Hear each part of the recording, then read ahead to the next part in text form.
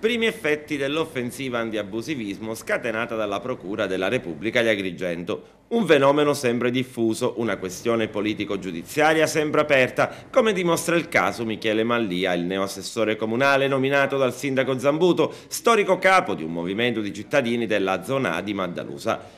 Una scelta che ha scatenato polemiche e reazioni. Il procuratore capo Renato Di Natale e il suo aggiunto Ignazio Fonso hanno voluto metterci mano alla questione della lotta all'abusivismo, avviandosi dal maggio scorso un monitoraggio sull'esecuzione di circa 2000 ordini di demolizione di opere abusive in città e nella provincia.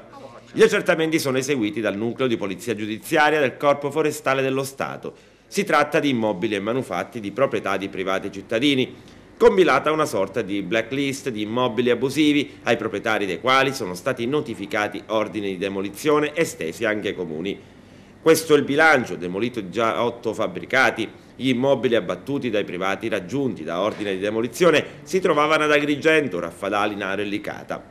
Complessivamente sono 129 i casi di abusivismo al vaglio della Procura, 54 a Palma di Montechiaro, 6 a Licata e Porto Empedocle, 7 a Favara, 10 a Lampedusa e Linosa, 2 a Ralmonte, Grotta e Naro ed 1 a Raffadali, Ravanusa, Canicattì, Cattolica e Santa Elisabetta, 14 infine ad Agrigento.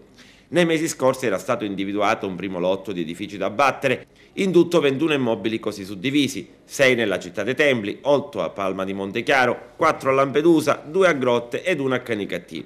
In caso di mancata demolizione da parte dei privati si attiva il comune. Gli accertamenti sono estesi alle amministrazioni comunali incaricate di far eseguire le sentenze e le ordinanze emesse dall'autorità giudiziaria.